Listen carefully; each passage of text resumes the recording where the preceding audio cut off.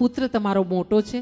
સંકર્ષણ થયું હતું, દેવકીજીના ગર્ભમાં હતા, ત્યાંથી ખસેડીને એમને માં રોહિણીજીના ખોળામાં આપવામાં આવ્યા છે, ગર્ભમાં આપવામાં આવ્યા છે. સંકર્ષણ થયું એટલે એનું નામ એક સંકર્ષણ રહેશે. એ બળરામ બહુ જ બળવાન છે એટલે એનું નામ એક બલરામ રહેશે. અને મોટા છે એટલે દાઉજી કહેવાશે.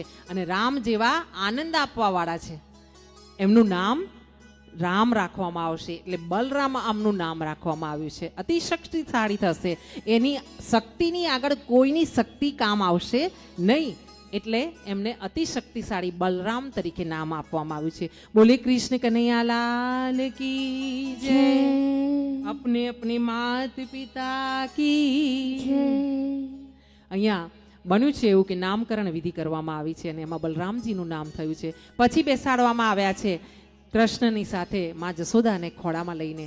અને મા જશોદાજીની સામે જ્યારે ગર્ગાચાર્યજી બિરાજમાન છે અને લાલાનું મુખારવિંદ જોયું છે ને કીધું છે કે આ થોડો શ્યામળો છે ને એટલે એનું એક નામ કૃષ્ણ પડશે. આકર્ષતી ઇતિ કૃષ્ણ, જે સૌને આકર્ષણ કરશે.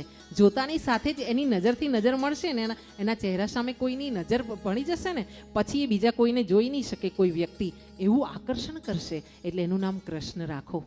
અને આમ પણ જગતમાં જગતનો આધાર બનીને આવેલો છે એટલે એના 1000 નામ થશે. હા.